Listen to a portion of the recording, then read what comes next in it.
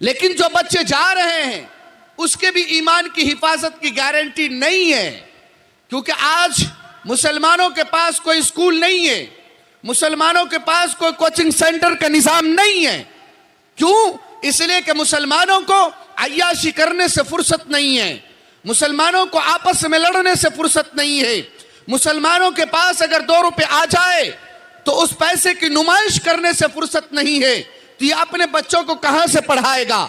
लेकिन अगर कुछ लोग स्कूल और कोचिंग सेंटरों में भेज भी रहे हैं, तो ऐसे कोचिंग सेंटर में हमारे बच्चे या ऐसे स्कूल में हमारे बच्चे जाकर तालीम हासिल कर रहे हैं जहां सुबह के अंदर सूर्य नमस्कार मुसलमान बच्चों से कराया जाता हो और जहां ऐसे ऐसे कलिमात की प्रैक्टिस करवाया जाता हो जिसकी बोलने पर भी हमारे बच्चे ईमान से निकल जाता है।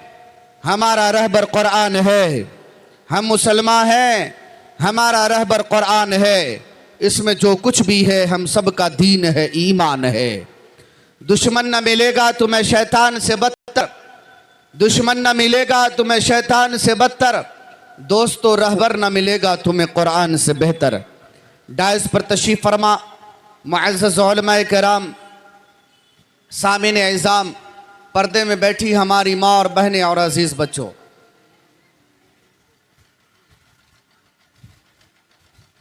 आज का ये प्रोग्राम जलसा इस्लाह मुआशरा व तालीमी बेदारी कॉन्फ्रेंस के लिए मुनक़िद हुआ और आप हजरात रात से ही अभी तक डटे हुए हैं और अपने ईमानी जज्ब ईमानी का सबूत पेश कर रहे हैं। अल्लाह आप सब के बैठने को कबूल फरमाए और जो भी बातें हमसे पहले हुई और अभी होगी, अल्लाह हम सब को उस पर अमल की भी तौफीक इनायत फरमाए। आपके बीच में पहली दफ़ा नहीं आया जब हाफिज शमशेर साहब और इसके साथ साथ हिदायतुल्लाह साहब ने पहली दफ़ा प्रोग्राम करवाया था, गालिबन 2 साल कबल, तो मैं आपके बीच आया था। बड़ी खुशी हुई आज ये नन्हे नन्हे बच्चों के प्रोग्रामात सुनकर। यकीनन बुजुर्गों, ये हमारी नस्लें, हमारे आने वाले मुस्तकबिल है, इसको हम चाहे रोशनी दें चाहे हम इसको अंधेरे में रखें, ये हमारे ऊपर है। याद रखिए बुजुर्गों, जिस कौम का बच्चा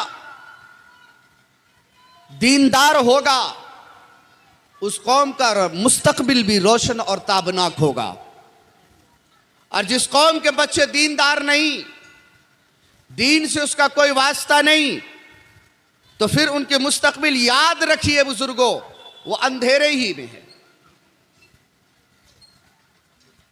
अभी शमशेर साहब ने और इनके रुफका ने जो यहां पर एक तालीमगाह का इंतजाम किया और मुसलसल इस पर मेहनत कर रहे हैं, याद रखिए ये मदरसे वाले भी नहीं कर सकते। आज मदरसे के अंदर लॉकडाउन से पहले 100% में सिर्फ 5% बच्चे मदरसे में जा रहे थे और लॉकडाउन के बाद सिर्फ 3% बच्चे आज मदरसे में जा रहे हैं पढ़ने के लिए। बाकी बच्चे कहां जा रहे हैं? बाकी बच्चे हमारे स्कूल में जा रहे हैं, बाकी बच्चे कोचिंग सेंटर में जाके पढ़ रहे हैं, लेकिन उनमें पढ़ने वाले की तादाद उनमें भी बहुत कम है।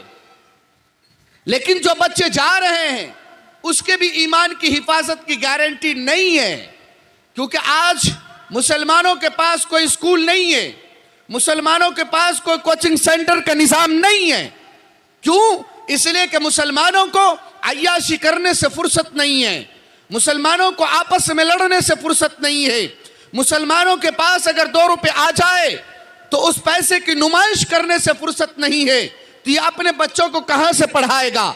लेकिन अगर कुछ लोग स्कूल और कोचिंग सेंटरों में भेज भी रहे हैं, तो ऐसे कोचिंग सेंटर में हमारे बच्चे या ऐसे स्कूल में हमारे बच्चे जाकर तालीम हासिल कर रहे हैं जहां सुबह के अंदर सूर्य नमस्कार मुसलमान बच्चों से कराया जाता हो और जहां ऐसे ऐसे कलिमात कि प्रैक्टिस करवाया जाता हो, जिसकी बोलने पर भी हमारे बच्चे ईमान से निकल जाता है।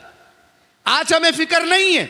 हमें पता चला कि ये जो मकतब का क़याम अमल में आया, कुछ लोग ऐसे भी हैं जो इसकी मुखालफत में उतरता है। याद रखिए, वह इंसान के शक्ल में शैतान है, वह इंसान के शक्ल में भेड़िया है, जो इस निज़ाम को बंद करना चाहता है, जो इस निज़ाम को ख़राब करना चाहता है। जहाँ पर बच्चे कुरान की तालीम हासिल कर रहे हों, जहाँ पर हदीस को अपने सीने में महफूज कर रहे हों, ऐ लोगों, अगर कोई ऐसे लोग हैं जो इसकी मुखालफत करते हैं, अपने आप को बचाएं। मैं रब काबा की कसम खा के कह सकता हूं, मैं रब की कसम खा के कह रहा हूं और बड़ी जिम्मेदारी के साथ कह रहा हूं, अगर कोई मस्जिद से, अगर कोई मदरसों से, अगर कोई मकातिब से, अगर कोई खानकाहों से टकराता है तो रब करीम उसको बर्बाद करता है। और सिर्फ उसी को नहीं, बल्कि उनकी कई नस्लों से